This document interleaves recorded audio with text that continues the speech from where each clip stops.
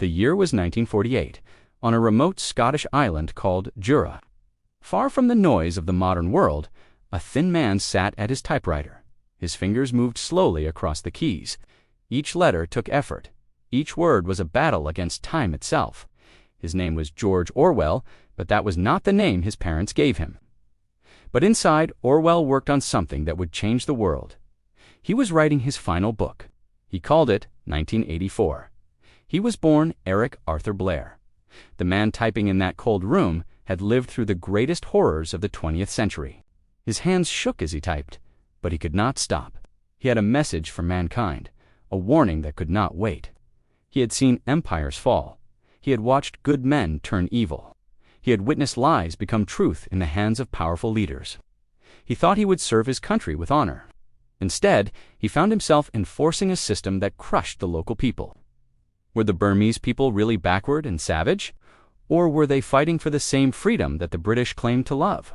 He had to arrest men who had done nothing wrong except want freedom for their own country. He picked hops in the countryside for almost no money. The rich stayed rich while the poor stayed poor. The powerful made rules that helped themselves and hurt everyone else. The government claimed to serve the people, but it really served those who already had everything. He wanted to understand what life was like for people who had no power. He wanted to feel their pain. But what he found there changed his life forever. The people who were supposed to be fighting together began fighting each other. Communist groups killed other communist groups. Socialist parties destroyed other socialist parties. Everyone claimed to be fighting for the people, but they were really fighting for power. He returned to England a changed man. He began to write under a new name, George Orwell. This name would become famous around the world. He barely survived. Then his own allies tried to arrest him as a traitor. He had to run for his life. The people he had come to help wanted to put him in prison or kill him. His job was to create propaganda for the war effort. In his book 1984, he showed what would happen if people were not careful. His picture was everywhere. He knew everything about everyone. He could make people disappear if they opposed him. He could make people believe that 2 + 2 = 5. He described a world where the government watched everything through telescreens, where people were arrested for thinking the wrong thoughts. Doublethink meant believing two opposite things at the same time. Today, people all over the world use them to describe what happens when governments become too powerful. When politicians lie, people call it Orwellian. His warning echoes still. When governments spy on their citizens, people think of Big Brother. Newspeak was a language designed to make it impossible to think dangerous thoughts. Thought police were the agents who arrested people for having the wrong ideas. He never saw how governments would use computers to watch their people. He never saw how social media would be used to spread propaganda. He never saw how the internet would be used to control information, where the past was constantly rewritten to support whoever was in power. He learned how governments used language to manipulate people. He saw how they could make people believe anything by choosing the right words. He watched as yesterday's enemy became today's friend, and nobody seemed to notice the change. New technology gave governments new ways to watch and control people. Every time someone questions authority, they follow the path that Orwell showed them. Every time someone refuses to let the powerful rewrite history, they honor the memory of the man who was born Eric Blair and died George Orwell. Radio and television could spread propaganda faster than ever before. He died in 1950, just as his book was becoming famous around the world. He was only 46 years old. Modern weapons made it impossible for ordinary people to fight back against their rulers. But first, he had to learn what it meant to be powerless himself. It did not matter what political party was in power. Given enough power, any group of people would become tyrants. The only way to prevent this was to never let anyone have too much power. Left or right, communist or fascist, they all wanted the same thing. They would use any excuse to take away freedom from ordinary people. They would claim to be protecting democracy while they destroyed it. They would say they were fighting for peace while they started wars. They wanted to control people. They wanted to decide what people could say, think, and do. He had to stand guard while prisoners were beaten. He had to watch as the British Empire destroyed ancient cultures. They had never seen such an honest picture of poverty. Most writers who discussed the poor had never been poor themselves. Orwell had lived it. Winston lived in a world where the government watched everything. Big Brother was always watching. The government could read people's thoughts.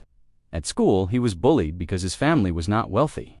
In 1936, a civil war broke out in Spain. The Spanish people were fighting against a military leader named Franco.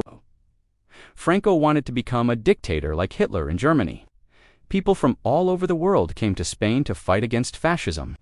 He learned that even in Britain, some people were more equal than others. The rich boys looked down on those who had less money. The powerful protected each other while the weak suffered. They could change history with the stroke of a pen. They could make people believe that war was peace and freedom was slavery. The island of Jura was wild and empty. Strong winds blew across the hills. Rain fell on the stone walls of his house. Orwell was dying. His body was failing him. Tuberculosis ate away at his lungs. He coughed blood into his handkerchief. His father worked for the government in India. Young Eric grew up believing that Britain was bringing civilization to backward peoples. He learned that the British way was the right way. The book he was writing told the story of a man named Winston Smith. This was not just a story. Orwell had seen this world being born. He had watched it grow in Nazi Germany. He had seen it in Stalin's Soviet Union. He had observed how governments used fear to control people. He had witnessed how they twisted language to hide the truth. George Orwell was born in 1903. This was a time when the British Empire ruled much of the world. But as Eric grew older, he began to see cracks in this perfect world. When Eric became a young man, he joined the Imperial Police in Burma. The young policeman began to question everything he had been taught. Were the British really bringing civilization to Burma? Or were they simply stealing the country's wealth? The hot sun beat down on the small town of Motihari in India. The year was 1903. In a house meant for British officials, a baby boy was born. His parents named him Eric Arthur Blair. They had no idea that this child would grow up to become one of the most important writers in the world. His job was to control the opium trade in India. The British grew opium in India and sold it to China. This made the British Empire very rich, but it also destroyed millions of Chinese lives. He thought that British rule brought civilization to backward peoples. He never questioned whether it was right to force other countries to accept British control. This was the world that shaped young Eric's first understanding of power and authority. The baby Eric was born into a world where his country's wealth came from other people's suffering. Eric's father, Richard Blair, worked for the British government. Richard Blair was a quiet man who followed orders. He believed that the British Empire was good for the world. He was too serious for his age. He asked too many questions. He noticed things that other children ignored. He saw how the servants in their house were treated differently from the family. This was normal for boys from families like his. The school was called St. Cyprian's. It was supposed to prepare boys for the great public schools like Eton and Harrow. But for Eric, it became a place of fear and humiliation. He wondered why some people had to work so hard, while others did nothing. She loved literature and had strong opinions about right and wrong. She played favorites among the students. Rich boys were treated well. Poor boys were made to feel ashamed of their families. Eric was somewhere in between, and this made his position even more difficult. She would remind him, in front of other students, that his family was not wealthy. She would suggest that he was lucky to be at the school at all. She made him feel that he did not deserve the same treatment as the richer boys. This was one of the most famous schools in England. It was where the sons of the wealthy and powerful went to learn how to rule the empire. He was there on a scholarship, which meant he was not from a truly wealthy family. The other boys never let him forget this. He read books by writers like H.G. Wells and George Bernard Shaw. These writers questioned the values of British society. They suggested that the empire might not be as wonderful as everyone claimed. They planted seeds of doubt in Eric's mind about everything he had been taught. For Eric, it represented both an opportunity and a trap. She would be the one to teach Eric to think for himself. The teachers spoke about British values of fair play and justice. He learned about writers like Jack London, who wrote about the poor and oppressed. He discovered that there were people who believed that society could be changed for the better. But they also taught that it was acceptable for Britain to rule over other countries by force. Most boys from his background would go to Oxford or Cambridge University. But Eric's family could not afford to send him to university. He needed to find a job that would support him and eventually allow him to help his family. They praised democracy while supporting a system where most people had no voice in government. It was considered a good posting for a young man starting his career. The work was interesting and the pay was decent. Eric thought it would be an adventure. He saw how it corrupted both the rulers and the ruled. The rich boys became arrogant and cruel. The poor boys became servile and desperate. They offered young men from Eric's background a chance to serve the empire while building a career. Many of Eric's classmates were making similar choices. The teachers became bullies who used their power to hurt children. The experiences of his childhood and education had shown him that power was often abused. He had learned that authority was not always right. He had seen how the system protected the wealthy and powerful while crushing those who were weak. But even she believed that the British Empire was a force for good in the world. This was Aldous Huxley, who would later become famous as the author of Brave New World. He did not understand that Burma was a country that had been conquered and was being held down by force, and that policemen would learn lessons that would haunt him for the rest of his life. He still believed in the righteousness of the British Empire. The boy who had been humiliated at school would soon find himself in a position of power over others. The student who had questioned authority would soon become the authority that others feared. He still thought that educated Englishmen had a duty to civilize the world.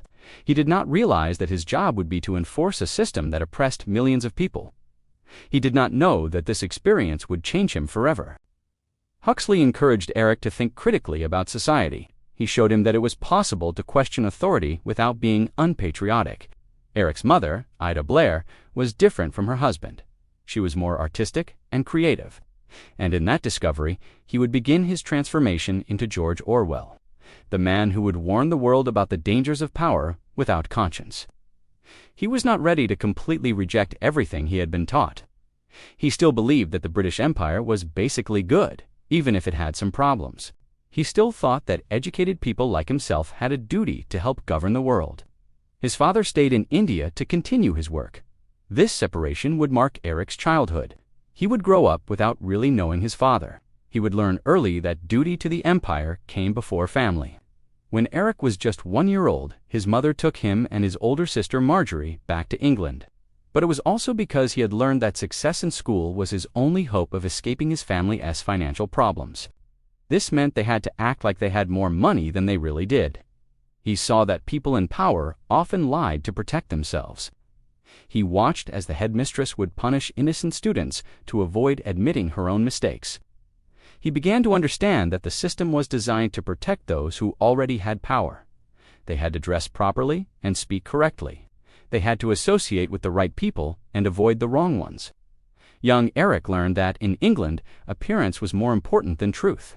The England that Eric came to know was very different from the hot, colorful world of India. It was cold and gray. Everything was about rules and proper behavior. Children were expected to be seen and not heard. They were taught to respect their elders and never question authority. This was the world that would teach Eric to rebel. The Blair family lived in a small house in Henley-on-Thames. They were not rich, but they were respectable. Eric was a bright child who loved to read. His mother encouraged this, but she also worried about him.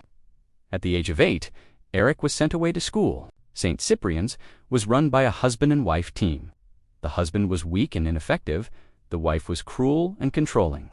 The headmistress, Mrs. Wilkes, seemed to take special pleasure in making Eric feel inferior. Eric learned to hate the system that put people into categories based on their family's money. But Eric also learned something else at St. Cyprian's. He learned that authority was not always right. Despite the cruelty he experienced, Eric was a good student. He worked hard and earned high marks. This was partly because he was naturally intelligent. In 1917, Eric won a scholarship to Eton College. Eton was different from St. Cyprian's. The boys had more freedom. The teachers were more intelligent. The atmosphere was less oppressive. But Eric still felt like an outsider. At Eton, Eric began to form his own ideas about the world. Eric also began to notice the contradictions in what he was being taught. One teacher at Eton had a particularly strong influence on Eric. Eric began to read about socialism and other political ideas that challenged the status quo. But Eric was still very young. When Eric finished at Eton in 1921, he faced a difficult choice. The obvious choice was to join the Indian Civil Service or the Indian Imperial Police. These were prestigious jobs that paid well. Eric decided to join the Imperial Police in Burma. Burma was part of the British Empire in Asia, but Eric had no idea what he was really choosing. The young man who left England for Burma in 1922 was still Eric Blair, the scholarship boy who wanted to serve his country. But the seeds of doubt had been planted. These lessons would soon be tested in the heat and humidity of Burma. Eric Blair was about to discover what it really meant to be part of the British Empire. The imperial child was about to become the imperial policeman. The ship carrying Eric Blair pulled into Rangoon Harbor in 1922. The young man stood at the rail, looking out at his new home. Burma was hot and humid. The air was thick with the smell of spices and sweat. Strange sounds filled the air. People spoke in languages he did not understand. He had been trained to believe that he was bringing law and order to a backward country. He thought he would spend his days catching criminals and protecting innocent people. He had no idea that he was about to become part of a system that would destroy his faith in everything he had been taught. The town was full of canals and wooden houses built on stilts. The British officials lived in large houses with gardens. The Burmese people lived in small huts that flooded during the rainy season. Everything was different from the cold gray England he had left behind. Eric was 19 years old. He wore the uniform of the Imperial Police with pride. The Imperial Police was the force that kept the British Empire in control of Burma. The Burmese people had not asked for British rule. They had been conquered by force and were held down by fear. As he walked to his death, he stepped carefully around a puddle of water. In that moment, Eric realized something that changed his life forever. This man was about to die, but he still had the instinct to avoid getting his feet wet. He was still fully human, still alive, still hoping somehow to survive.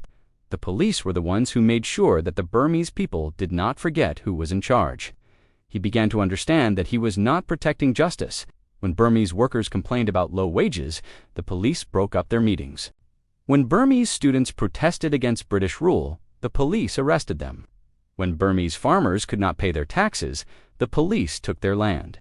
He was enforcing the will of a foreign power on people who had done nothing wrong except be born in the wrong place. He saw how British officials treated the Burmese people like children who could not be trusted to make their own decisions. But a crowd of thousands of Burmese people had gathered to watch. They expected the British policeman to show his authority by shooting the elephant. The great animal suffered terribly before it finally collapsed. Eric watched in horror as the life slowly drained from its eyes. He knew that he had killed the elephant, not because it was dangerous, but because the system demanded a display of power. Eric realized that he had no choice. If he did not shoot, the crowd would see that British power was not absolute. He saw how they took the best jobs and the best land for themselves. It turned decent people into killers. It made cowards of those who wanted to do right. It created a world where appearance mattered more than truth, where power mattered more than justice. They had to pretend to respect their British rulers while secretly despising them. They had to smile and bow to people who treated them like servants in their own country. They had to watch their children grow up without hope of ever controlling their own destiny. It was also wrong for the colonizers. It corrupted everyone involved. It created a world where human beings could not relate to each other as equals. It poisoned the soul of everyone who participated in it. He could not sleep at night because he was haunted by the faces of people he had arrested and the cries of people he had failed to help. He saw how they laughed at Burmese customs and traditions. They knew that the Burmese people hated them, but they could not admit this even to themselves. He seemed to sympathize with the Burmese people more than was proper for a British official. Some began to suspect that he was not reliable. There were whispers that he might be going native, becoming too sympathetic to the local people. But as human beings with the same hopes and fears as everyone else, he was discovering that the differences between people were much smaller than the similarities. His superiors were happy to let him go. He had become an embarrassment to the force. His lack of enthusiasm for his duties was becoming obvious to everyone. They hoped that a vacation in England would restore his proper attitude. He had learned that power without conscience was evil. He had seen how systems of oppression destroyed both the oppressed and the oppressors. He had discovered that his duty was not to his government, but to his fellow human beings. They had to believe that they were doing good work in a difficult place. In his place stood a man who would soon become George Orwell, the writer who would spend his life warning the world about the dangers of tyranny. The lessons he had learned in Burma would inform everything he wrote. The guilt he felt about his role in the imperial system would drive him to seek redemption through truth-telling. He had made a decision that would change his life forever. He was going to resign from the imperial police. He was going to leave the system that had corrupted his soul. He was going to find a way to fight against everything he had been forced to do. He was part of a machine that crushed human dignity for the profit of distant rulers. Eric's first posting was in the town of Myeongmya. It was a small place in the Delta region where rice was grown. The British had not come to Burma to help the Burmese people. They had come to take Burma's wealth. They took the rice, the timber, the oil, and the precious stones. They had to constantly prove their superiority to people who outnumbered them by thousands to one. And every day had brought new evidence of the cruelty and stupidity of the imperial system. He had seen enough hangings and beatings. He had arrested enough innocent people. He had collected enough taxes from starving farmers. They had to act tough and confident, even when they were scared and confused. They had to pretend that they were bringing civilization to Burma, when they were really just stealing from it. They sent these treasures back to Britain, while the Burmese people remained poor. He wanted to be fair to everyone, British and Burmese alike. They betrayed their own people for small rewards. This created suspicion and hatred within Burmese communities. Friends could not trust friends. Neighbors spied on neighbors, but he soon discovered that fairness was not what the system wanted from him. His job was to keep the Burmese people afraid and obedient. He was supposed to show them that British power was absolute. He had to arrest people who were only trying to defend their families. He had to collect taxes from people who barely had enough to eat. It had killed one person and was frightening everyone else. The British officials demanded that Eric shoot the elephant immediately. He had to enforce laws that were designed to keep the Burmese people powerless. Any challenge to British authority had to be crushed immediately and completely. At first, Eric tried to be a good policeman. He learned some of the local language. He studied the laws and regulations. The British officials made it clear that Eric's job was not to serve justice. Eric's first real test came when he was ordered to supervise a hanging. A Burmese man had been convicted of murder. The evidence was questionable, but that did not matter. The man had to die to show everyone what happened to those who broke British law. Eric watched as the prisoner was led to the gallows. The man was small and thin. He looked terrified. The hanging haunted Eric for the rest of his life. As the months passed, Eric saw more and more of what British rule really meant. Eric also began to understand how the economic system worked. The police were there to make sure this system continued. Eric began to hate his job. Every day brought new examples of cruelty and injustice. One incident that particularly disturbed Eric involved an elephant. The elephant had broken free from its chains and was wandering through a bazaar. Eric did not want to kill the elephant. The animal had calmed down and was no longer dangerous. Eric shot the elephant. It took a long time to die. This experience taught Eric that the British Empire corrupted everyone it touched. Eric began to see how the system affected the British officials too. The British officials drank too much and complained constantly about the heat and the people. They were homesick and lonely. Eric Blair stepped off the ship at London's Victoria Docks in 1927. The gray skies and cold air felt strange after 5 years in Burma's heat. He carried a small suitcase and wore the clothes of a gentleman, but inside he was a different man. They expected him to take some time to rest and then return to his career in the imperial police. This was the normal thing to do. A young man served his time in the colonies, gained experience, and then moved up to better positions. Eric's future seemed secure and comfortable. The horrors he had witnessed in Burma had changed him forever. Even as a scholarship boy at school, he had been better off than most people in the world. He had never known real poverty or hunger. He had never experienced the fear that came with having no money and no prospects. He could never again be the young man who had left England believing in the righteousness of the British Empire. The buildings were old and crumbling. The air smelled of smoke and sewage. People lived packed together in tiny rooms. Children played in the gutters. Men stood on street corners with no work and no hope. Eric's family was waiting for him at their home in Southwold. But Eric had other plans. He told his shocked parents that he was resigning from the imperial police. The bed was hard and the blankets were thin. He shared a bathroom with a dozen other men. Some were workers who had lost their jobs. Others were drifters who had never had steady work. All of them were struggling to survive. He would not be returning to Burma. He was going to become a writer. His family was horrified. Writing was not a proper career for a gentleman. It was uncertain and poorly paid. How would he support himself? What would people think? This was hard, dirty work that paid very little. He stood for hours in steamy kitchens washing plates and pots. He discovered that poor people were not lazy or stupid, as he had been taught. They worked harder than anyone else, often at several jobs, just to pay for food and shelter. They were intelligent and creative, finding ways to survive in a system that seemed designed to keep them down. His hands became raw from the hot water and harsh soap. His back ached from bending over sinks. He came home exhausted and covered in grease. He lived in a tiny room in a rundown hotel. He worked long hours for little pay. He saw how the rich customers in the dining room lived in luxury, while the workers in the kitchen struggled to survive. The contrast was stark and painful. He had spent 5 years enforcing a system that he now knew was evil. He had arrested innocent people and watched them suffer. He had been part of a machine that crushed human dignity for profit.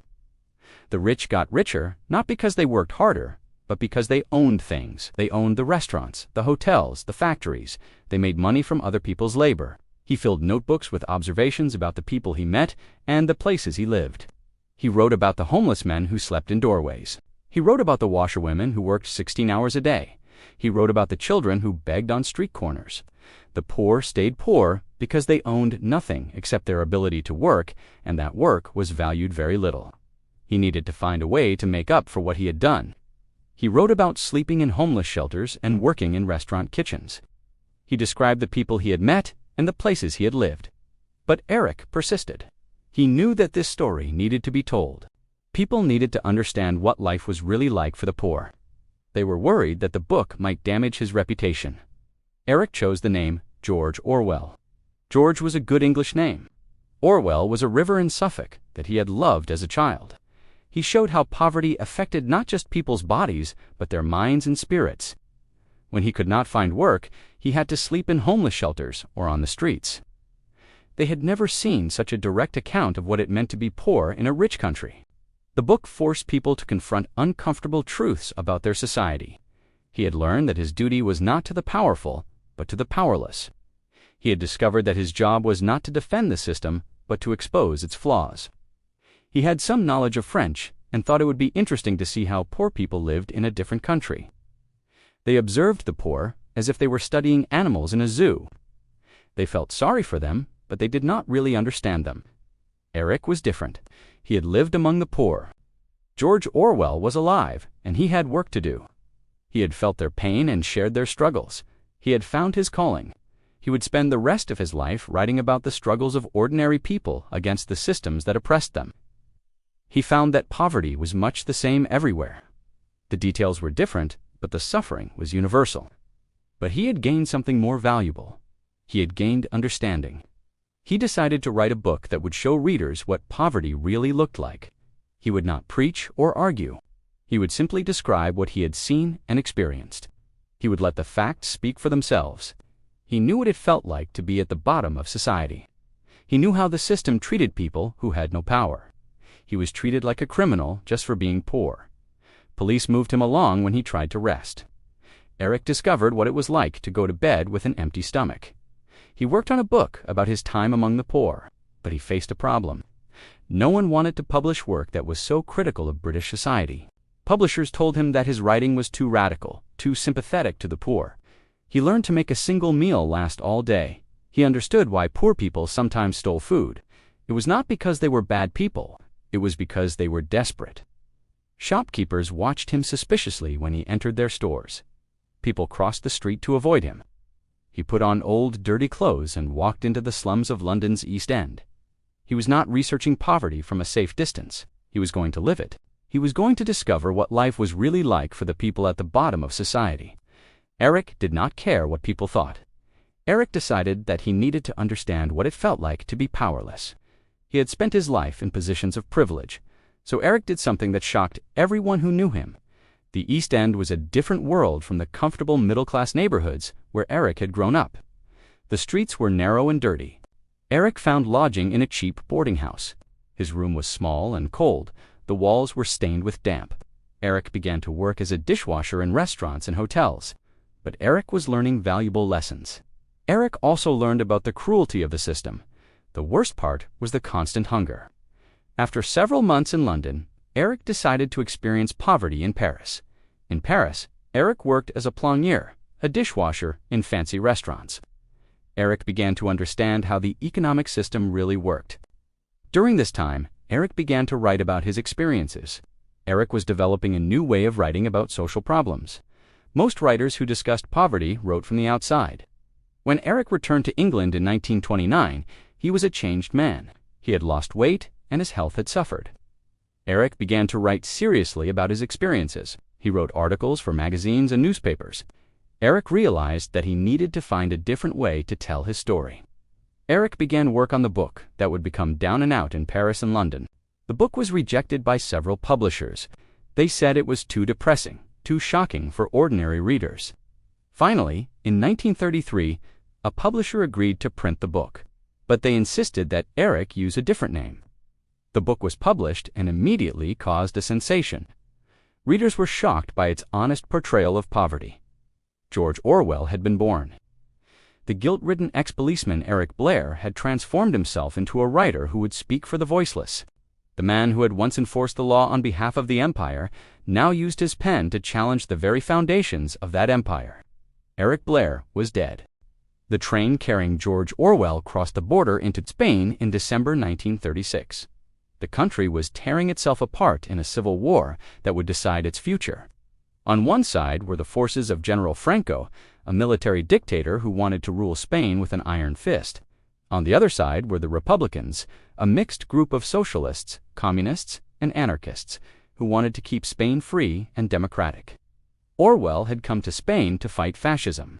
He believed that if Franco won in Spain, it would encourage other dictators like Hitler in Germany and Mussolini in Italy. The Spanish Civil War was not just about Spain. It was about whether freedom or tyranny would win in Europe. The streets were full of soldiers in rough uniforms carrying rifles. Workers had seized the factories and hotels. Everyone seemed to be working together to build a new kind of society. Orwell was ready to die for this cause. Barcelona was the first Spanish city that Orwell saw. It had been taken over by revolutionary workers. Red flags hung from every building. They shared everything they had. They risked their lives for each other. They sang songs about freedom and equality. They believed they were fighting for a better world. Orwell felt that he was finally part of something good and important. Both sides would shoot at each other from their trenches. Sometimes one side would try to attack the other's positions. Men would be killed or wounded, but the front lines would barely move. It was dangerous, but also frustrating. The war seemed to be going nowhere. His comrades carried him to a field hospital. The doctors said he was lucky to be alive. The bullet had damaged his vocal cords, and his voice would never be the same. But he would survive. They were trying to create a world where everyone would be equal. There were no more bosses and workers. There were no more rich and poor. Everyone was a comrade, fighting for the same cause.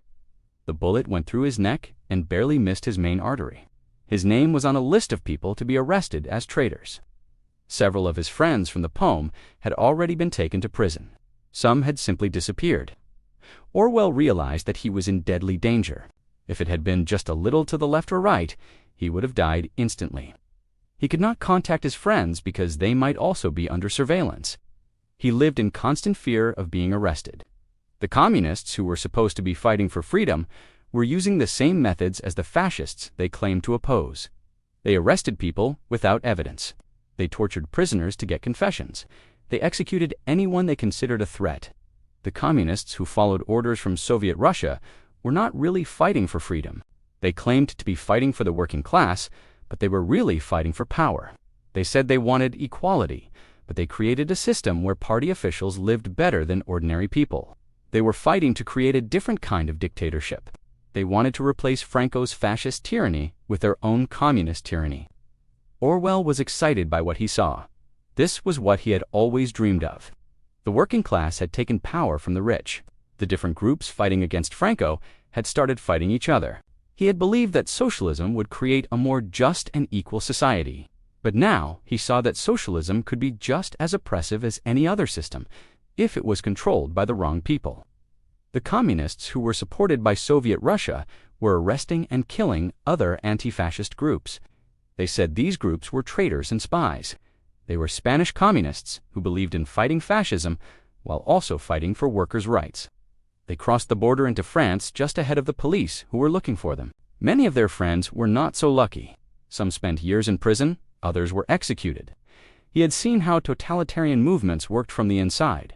He had watched as they used propaganda to confuse people and violence to silence opposition.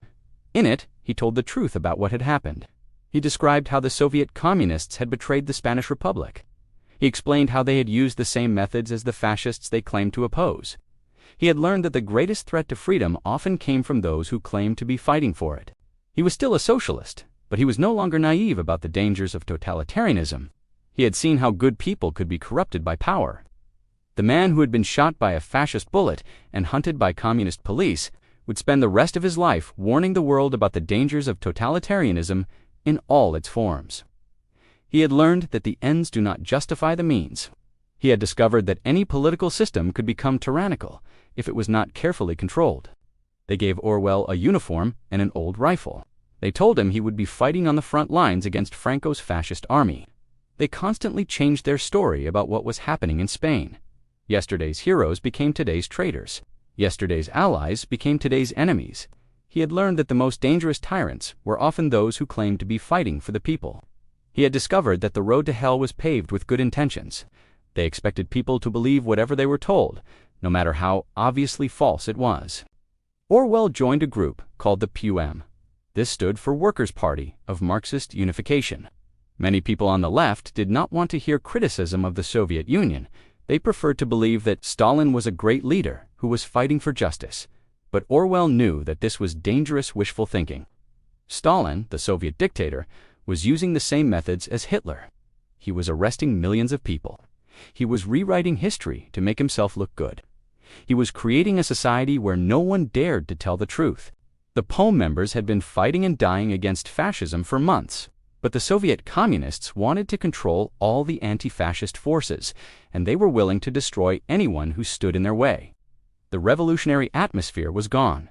The red flags had been taken down. The workers' committees had been disbanded. The Soviet-backed communists were now in charge. They had secret police who arrested anyone they suspected of opposing them. The front lines were in the hills outside the city of Huska. Orwell and his comrades lived in trenches dug into the rocky ground. The conditions were terrible. The trenches were cold and wet. The food was bad, and there was not enough of it. The rifles were old and often did not work properly.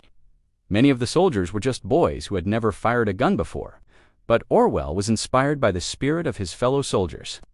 The fighting was mostly small battles between groups of soldiers. One morning in May 1937, Orwell was talking to another soldier when he felt something hit his throat. A fascist sniper had shot him. Orwell fell to the ground, unable to speak. Blood poured from his wound. While Orwell was recovering from his wound, something terrible was happening in Barcelona. Orwell's group, the POUM, was one of the main targets. The Soviet-backed communists accused them of being secret fascists. This was completely false. When Orwell returned to Barcelona, he found a city transformed. Orwell's wife, Eileen, met him with terrible news. The police were looking for him. The man who had come to Spain to fight fascism was now being hunted by his own allies. Orwell had to hide in Barcelona, while his wife tried to get papers that would allow them to leave the country. He slept in different places each night. During this time, Orwell began to understand something that would change his political views forever. Orwell saw that the Soviet communists were just as willing to use lies and violence as the fascists. The communists also used propaganda to control people's thoughts. Orwell realized that this was not limited to Spain. The same thing was happening in Soviet Russia. This was a terrible revelation for Orwell. He had become a socialist because he wanted to fight against oppression. After several days of hiding, Orwell and his wife finally managed to escape from Spain. Orwell returned to England a changed man. The experience in Spain would influence everything that Orwell wrote for the rest of his life. Orwell wrote a book about his experiences in Spain called Homage to Catalonia. The book was not popular when it was first published. The man who had gone to Spain as a committed socialist returned as someone who understood the dark side of political idealism. This knowledge would soon prove to be prophetic. The same communist movement that had betrayed the Spanish Republic would go on to create some of the most oppressive regimes in history. The air raid sirens wailed across London as German bombers flew overhead. It was 1940, and Britain was fighting for its life against Nazi Germany. In his small flat in Maida Vale, George Orwell sat at his kitchen table, writing by candlelight. The electricity had been cut off again. Outside, he could hear the crash of bombs and the roar of anti-aircraft guns. His job was to create radio programs for India. The British government wanted to convince the Indian people to support Britain in the war against Germany. This meant that Orwell was back to creating propaganda, something that made him deeply uncomfortable. Orwell was now a well-known writer, but he was still not wealthy. He had to present Britain as a perfect democracy, fighting against evil fascism. He could not mention that Britain was also an empire that ruled over millions of people who had no say in their government. He could not talk about poverty and inequality in Britain itself. The Soviet Union was not a workers' paradise. It was a totalitarian state where millions of people had been murdered or sent to labor camps. But none of this could be mentioned because the Soviet Union was now Britain's ally. The humans would represent the old ruling class. Orwell would show how the revolution that was supposed to create equality had instead created a new kind of tyranny. He was now Uncle Joe, Britain's brave ally in the fight against fascism. At first, the animals would create a society where everyone was equal. But gradually, some animals would become more powerful than others. He was lazy and cruel. He drank too much and neglected his animals. The animals were hungry and miserable. They dreamed of a day when they would be free from human oppression. They would start to act just like the humans they had overthrown. He wrote at his kitchen table while bombs fell on London. The story seemed simple, but it contained a powerful message about the corruption of power. They said that they needed to make decisions because they were more intelligent than the other animals. They moved into the farmhouse and began to live like the humans they had overthrown. He was based on Stalin, the Soviet dictator. Napoleon was cruel and power-hungry. He used violence to eliminate his rivals. He changed the rules whenever it suited him.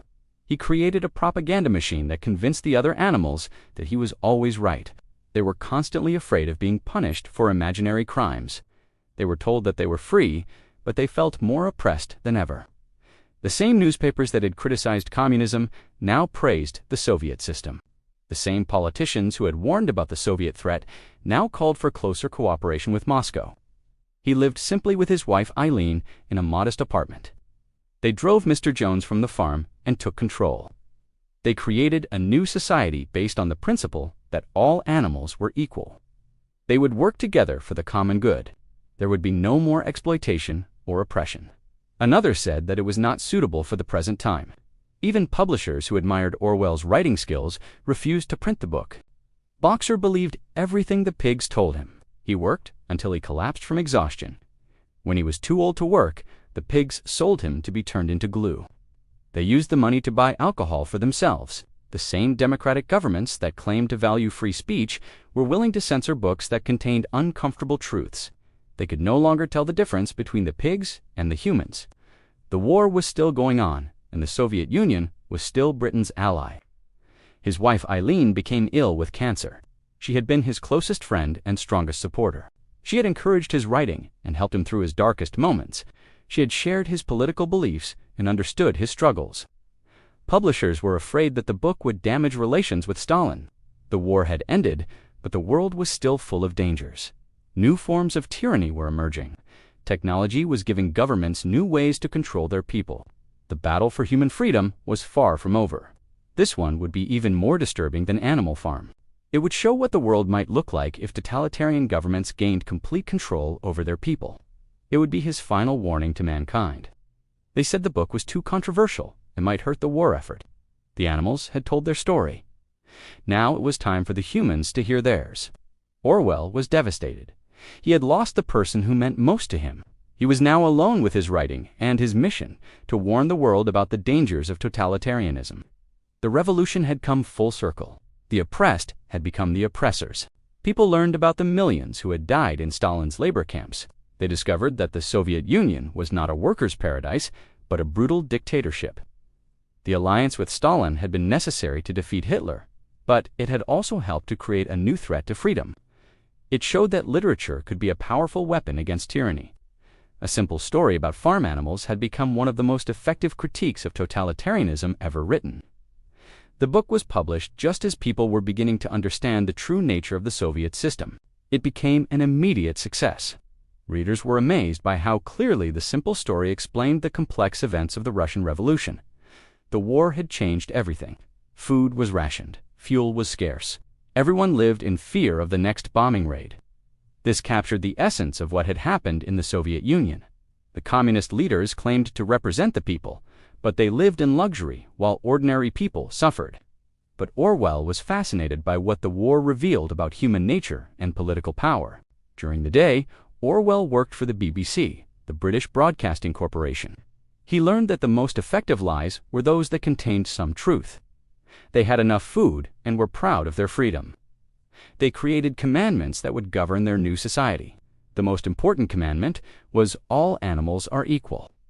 He saw how skilled writers could make people believe almost anything by choosing the right words and leaving out inconvenient facts.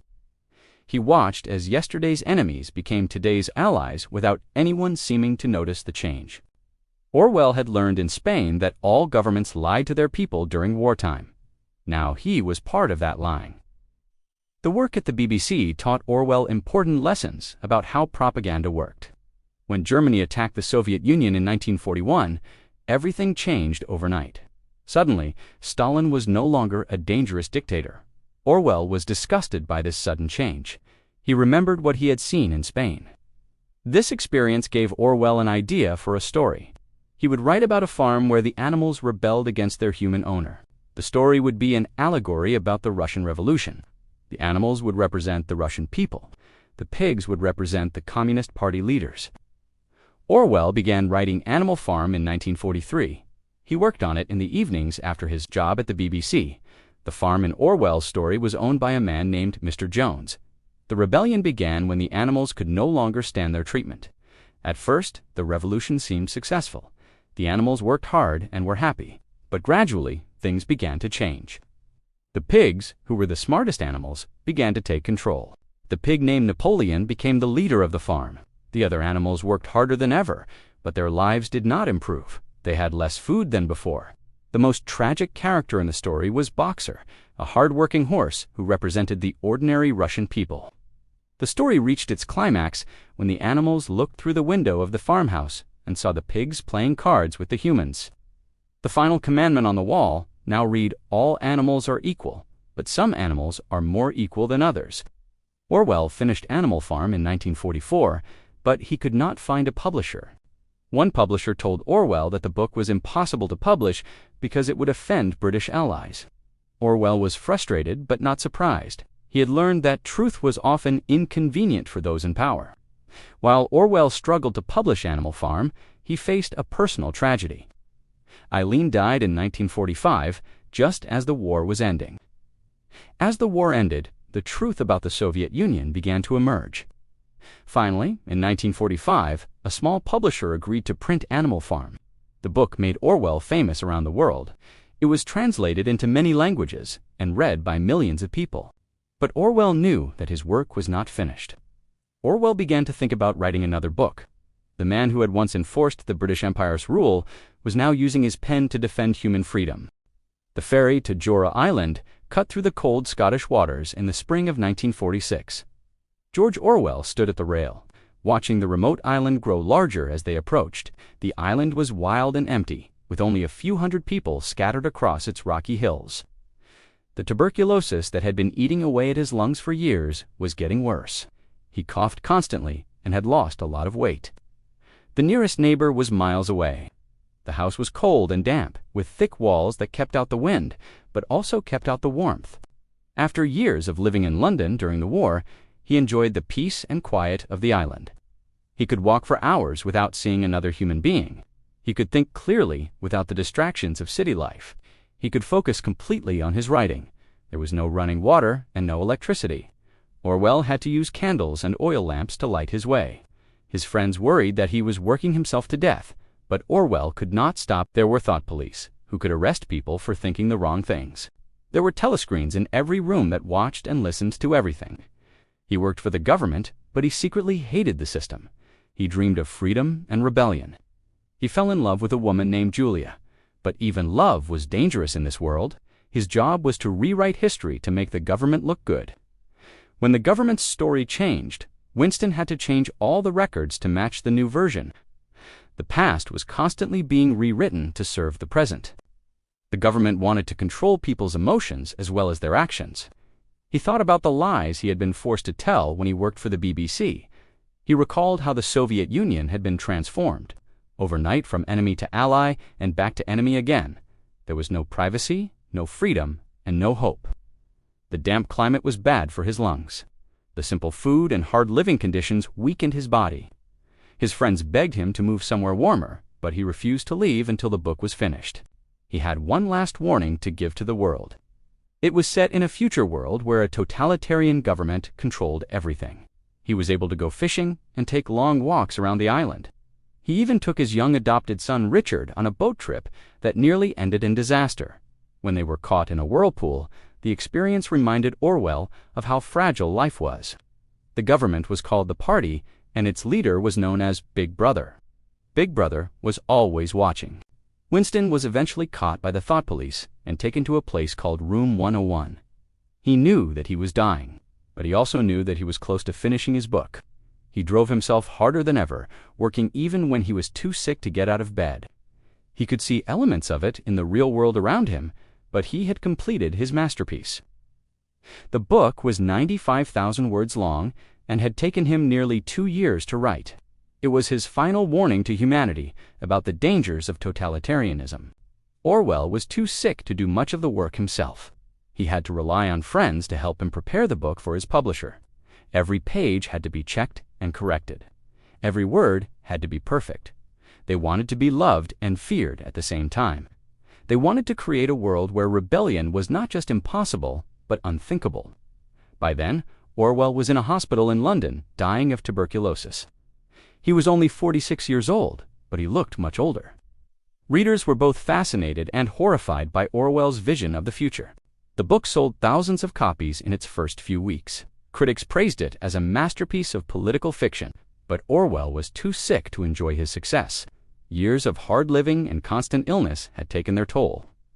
He was alone in his hospital room, having worked himself to death to complete his warning to the world. He had given everything he had to tell the truth about the dangers of totalitarianism. He knew that he would not live to see how the world would react to his final book. It would be read by millions of people around the world.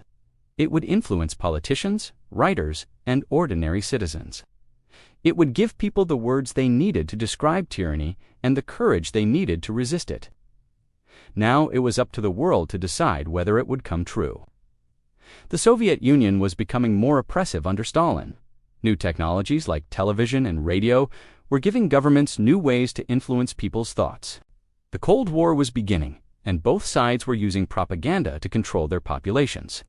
It was a brief moment of happiness in his final months. But his health continued to deteriorate. He spent most of his time in bed, barely able to speak above a whisper. There he was tortured until he betrayed everything he believed in, including his love for Julia. In the end, he learned to love Big Brother. His face appeared on posters everywhere with the words, "Big Brother is watching you." He had seen how governments could make people believe anything by choosing the right words. War could be called peace. Slavery could be called freedom. Lies could be called truth. People could be made to believe that their oppression was actually liberation. There were no cars, no electricity, and no telephone. It was the perfect place to escape from the modern world. Every morning he would sit at the kitchen table and work on his book. His fingers were stiff from the cold, and typing was becoming more difficult as his illness progressed. But he forced himself to continue. Doublethink meant the ability to believe two contradictory things at the same time. Newspeak was a language designed to make it impossible to think dangerous thoughts. Thought crime was the offense of thinking, something that the government did not approve of. He knew that this would be his most important work. The house was freezing cold, and he had to wear gloves while he typed. His cough got worse, and he sometimes had to stop writing to rest, but he kept going. He knew that time was running out. Orwell had come to Jura to write his final book. He knew that his health was failing. The house that Orwell rented was called Barnhill. It was a simple stone building at the end of a dirt road. But Orwell loved the isolation. Orwell had brought his typewriter to Jura. The book that Orwell was writing would be called 1984. In this future world, the government controlled not just what people did, but what they thought. The main character in the book was named Winston Smith. Winston worked at the Ministry of Truth, which was actually responsible for spreading lies. Orwell was drawing on everything he had learned about totalitarianism. He remembered the propaganda he had created during the war. The book introduced new words that would become part of the English language. The most chilling part of the book was the description of how the government broke people's spirits. Orwell worked on the book through the long Scottish winter. The isolation of Jura was both a blessing and a curse. It gave Orwell the peace he needed to write, but it also made his illness worse. During the summer of 1947, Orwell's health improved slightly. But as winter approached again, Orwell's condition worsened. He was coughing up blood and losing weight rapidly. The world that Orwell described in 1984 was not just a fantasy. Orwell was particularly worried about the use of language to manipulate people. He had seen how governments could make people believe anything by choosing the right words. War could be called peace. Slavery could be called freedom. Lies could be called truth. They wanted to be loved and feared at the same time. They wanted to create a world where rebellion was not just impossible, but unthinkable. He had to rely on friends to help him prepare the book for his publisher. Every page had to be checked and corrected. Every word had to be perfect. People could be made to believe that their oppression was actually liberation. The book also explored the psychology of power. Orwell understood that totalitarian leaders did not just want to control people's actions. They wanted to control their thoughts and emotions. Readers were both fascinated and horrified by Orwell's vision of the future. It would be read by millions of people around the world. It would influence politicians, writers, and ordinary citizens. It would give people the words they needed to describe tyranny and the courage they needed to resist it. The book sold thousands of copies in its first few weeks. Critics praised it as a masterpiece of political fiction. But Orwell was too sick to enjoy his success. In early 1948, Orwell finally finished typing the last page of 1984. He was exhausted and very ill, but he had completed his masterpiece. It was a brief moment of happiness in his final months. But his health continued to deteriorate. He spent most of his time in bed, barely able to speak above a whisper. The book was 95,000 words long and had taken him nearly 2 years to write. It was his final warning to humanity about the dangers of totalitarianism. He was only 46 years old, but he looked much older. Years of hard living and constant illness had taken their toll. He knew that he would not live to see how the world would react to his final book. He was alone in his hospital room, having worked himself to death to complete his warning to the world. He had given everything he had to tell the truth about the dangers of totalitarianism. Getting the manuscript ready for publication was a struggle. Orwell was too sick to do much of the work himself. The book was published in June 1949. By then, Orwell was in a hospital in London, dying of tuberculosis. 1984 was an immediate success. In September 1949, Orwell married Sonia Brownell, a young woman who had been helping him with his work. On January 21, 1950, George Orwell died in his sleep. The man who had been born Eric Blair and had become George Orwell was gone. But his final book would live on. Orwell's prophecy had been written. Now it was up to the world to decide whether it would come true. George Orwell sat in his small London flat, holding yet another rejection letter. The publisher had returned his manuscript of Animal Farm with a polite but firm refusal. Too controversial for the current political climate, the letter explained. Perhaps when the war is over and relations with our Soviet allies are less sensitive. He was a man who insisted on telling the truth, even when the truth was inconvenient. He refused to stay silent about injustice, even when speaking out made him enemies. He would not compromise his beliefs to make his life easier.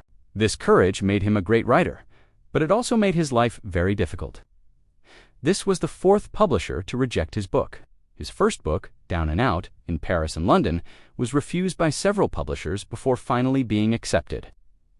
The publishers said it was too shocking, too honest about the reality of poverty. He belonged to no political party and had no powerful allies. He was a voice of conscience in a world where conscience was not always welcome. The political left attacked him for criticizing the Soviet Union. They said he was betraying the fight against fascism. They called him a traitor to the working class. Some former friends stopped speaking to him. He had been sickly since childhood, and his years of poverty and hard living had made things worse. He suffered from bronchitis, pneumonia, and finally tuberculosis. He was often too sick to work, but he could not afford to stop writing because he needed the money. He needed the steady income, but he hated creating propaganda. He felt like he was lying to people, even though he was doing it for a good cause. Every day at work was a reminder of how governments used writers to manipulate public opinion. They preferred books that made people feel comfortable, not books that forced them to face uncomfortable truths. Despite his talent and hard work, he never earned enough money to live comfortably. Publishers paid him very little for his books. Government officials tried to limit their distribution. Some countries banned them entirely. The people in power did not want citizens to read books that questioned authority. His experiences in Spain had shown him how quickly allies could become enemies. Some readers wondered if Orwell was warning about the future or describing the present. He had been shot by fascists and hunted by communists. The book was immediately seen as an attack on the Soviet Union and communism. Communist parties around the world denounced it. The Soviet government banned it and called Orwell a fascist and a warmonger. He knew that speaking out against powerful governments could be deadly. He wrote that 1984 was a warning about what could happen in any society if people were not careful to protect their freedom. He pushed himself harder and harder, trying to get his message out. Before it was too late, they could see that he was working himself to death. But Orwell felt that he had no choice. He believed that the world was moving toward a dangerous future. He was a man who cared deeply about justice and truth, but he found himself constantly attacked by people who claimed to share his values. He was criticized by socialists for not being socialist enough, and by Democrats for being too socialist. He would write articles warning about the dangers of totalitarianism, and people would ignore him or attack him. He would publish books that revealed uncomfortable truths, and people would ban them or misinterpret them. He sometimes wondered if anyone was really listening to his message. He thought that totalitarian governments were getting stronger and more sophisticated. He believed that telling the truth was more important than being popular. He thought that protecting freedom was more important than protecting his own reputation. He showed that it was possible to stand up to power, even when you stood alone. He proved that one person with a typewriter and a commitment to truth could make a difference in the world. He felt that he had to warn people while there was still time. He worked even when he was too sick to get out of bed. He ignored his doctor's advice to rest and recover. He said that totalitarianism was a danger everywhere, not just in the Soviet Union. Both sides used the book to attack each other. This was exactly what Orwell had feared. He had faced rejection, criticism, and censorship throughout his career. He had sacrificed his health and his personal relationships to get his message out. He had lived as an outsider belonging to no political movement or social group. He wanted his book to promote freedom and truth, not to be used for political propaganda. He was dying of tuberculosis, but he continued to work on his writing. He married Sonia Brownell in 1949, finding some happiness in his final months. But even this joy was overshadowed by his declining health and his concern about the future of the world. The truth-teller, who had seemed so alone in his lifetime, would find millions of readers who understood his message. The trials he had faced would give his words even more power and meaning. Magazines paid even less for his articles. He had to take on any writing work he could find, even jobs that he found boring or morally questionable. Orwell crumpled the letter and threw it into the wastepaper basket. He had spent months writing what he believed was his most important work, a simple story that revealed the truth about totalitarianism. His first wife, Eileen, died of cancer in 1945, just as his career was beginning to take off. She had been his closest friend and strongest supporter. Her death left him devastated and alone. The cold, damp climate was terrible for his tuberculosis. He was far from doctors and medical care. His friends worried that he was literally killing himself to finish his work. He struggled to care for their adopted son Richard, while also trying to continue his writing. But no one wanted to publish it because it criticized Stalin, Britain's wartime ally. They did not like his attacks on the British Empire or his support for the poor and oppressed. They saw him as a dangerous radical who was undermining traditional values. This was the story of Orwell's life. From the beginning of his writing career, Orwell had faced rejection and criticism. When Animal Farm was finally published in 1945, it made Orwell famous but also made him many enemies. But Orwell also faced criticism from the political right. Conservative politicians and writers thought he was too sympathetic to socialism. This left Orwell in a lonely position. He was too critical of communism for the left and too critical of capitalism for the right. The isolation was made worse by Orwell's poor health. Orwell's financial struggles were constant throughout his life. The work at the BBC during World War II was particularly difficult for Orwell. Orwell's personal life was also marked by tragedy and loss. The move to Jura Island in 1946 was partly an attempt to escape from his problems, but the isolation that helped him write also made his health worse. Orwell's insistence on telling the truth also put him in physical danger. Even after he became famous, Orwell continued to face censorship and criticism. Libraries banned his books. Schools refused to teach them. The publication of 1984 in 1949 created the biggest controversy of Orwell's career. But 1984 also worried people in democratic countries. The book's description of government surveillance and thought control seemed to predict what modern technology might make possible. Orwell tried to explain that his book was not just about communism, but many people did not understand this message. They saw 1984 as a weapon in the Cold War between the United States and the Soviet Union. The stress of constant controversy and criticism took a toll on Orwell's health. Orwell's friends and family begged him to slow down. The loneliness of Orwell's position was perhaps the hardest part of his struggle. Orwell often felt like he was shouting into the wind. But Orwell never gave up. He continued to write and speak out, even when it cost him friends and made him enemies. The final years of Orwell's life were marked by increasing illness and isolation. When Orwell died in 1950, he was not sure if his work had made any difference. But Orwell's courage in telling the truth, even when it was painful and unpopular, was perhaps his greatest achievement. The man who had been rejected by publishers, attacked by critics, and ignored by politicians had created works that would outlast all of his enemies. In a small bookstore in Prague, a young man carefully hid a copy of 1984 inside his coat. The year was 1968, and Soviet tanks had just rolled into Czechoslovakia to crush the movement for freedom. Reading Orwell's book was dangerous, but the young man knew he had to understand what was happening to his country. The words written by a dying Englishman on a remote Scottish island 20 years earlier had become a guide for understanding tyranny. This scene was repeated countless times around the world. The Cold War divided the world into two camps, each claiming to represent freedom while using the methods of tyranny. Technology advanced rapidly, giving governments new ways to watch and control their citizens. The warnings in 1984 began to seem less like fantasy and more like prophecy. In the Soviet Union, people passed copies of Animal Farm from hand to hand in secret. In China, students quoted Orwell's warnings about thought control. Governments could now listen to phone calls, read private mail, and track people's movements. The telescreens in 1984 no longer seemed impossible. They were beginning to exist in real life. In Latin America, writers used his words to describe their own dictatorships. People would risk imprisonment to read it. They would copy it by hand and share it with their friends. The story of animals fighting for freedom became a symbol of resistance against tyranny. The man who had died alone in a London hospital had become a voice for the oppressed everywhere. The simple story of farm animals was easy to understand, even for people who had received limited education. His ideas about language and truth influenced writers, teachers, and thinkers around the world. The words he invented, like doublethink and newspeak, became part of everyday language. When people saw politicians lying, they called it Orwellian. When they saw governments spying on citizens, they thought of Big Brother. But it revealed complex truths about how power worked. People in Eastern Europe, China, and Cuba saw their own lives reflected in the struggles of the animals. Terrorist attacks gave governments new excuses to spy on their citizens. The internet created new possibilities for both freedom and control.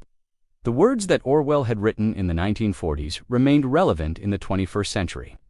TV could bring government propaganda directly into people's homes. It could shape public opinion in ways that newspapers and radio never could. People were worried about new security measures that seemed to limit their freedom. They were concerned about government surveillance programs that watched their phone calls and emails. Companies could track people's behavior and influence their thoughts in ways that governments had never dreamed of. The idea that ignorance is strength helps explain how people can be convinced to support policies that hurt their own interests. The big brother that Orwell had imagined was no longer just a government. It could be a corporation, a computer program, or even a social media platform. They found in Orwell's book a language for discussing these concerns. They have been adapted for film, television, and theater. They have influenced countless other writers and artists. The man who struggled to find publishers for his work has become one of the most widely read authors in history. His books encourage readers to question authority, to think for themselves, and to defend their freedom. They remind us that freedom is not a gift that can be taken for granted. It is something that must be constantly protected and defended. Politicians and media outlets twist facts to support their positions. When people feel that their freedom is threatened, they turn to Orwell's book for guidance. It gives them words to describe what they are experiencing. It helps them understand the techniques that powerful people use to control others. He taught that the most important battles were often fought not with weapons, but with words. He proved that a single person with a typewriter and a commitment to truth could change the world. His warnings about the dangers of totalitarianism remain relevant in every age. His faith in the power of truth continues to inspire people who fight for freedom. The line between truth and falsehood becomes blurred.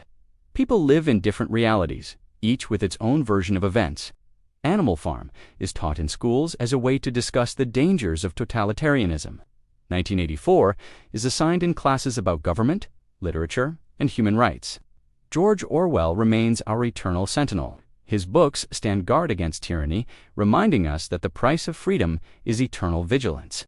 But in reading these words, in understanding the warning, we find the power to choose a different path. Orwell's greatest achievement was not predicting the future, it was giving us the tools to prevent it. The telescreen in 1984 began to seem like a prediction of the modern world.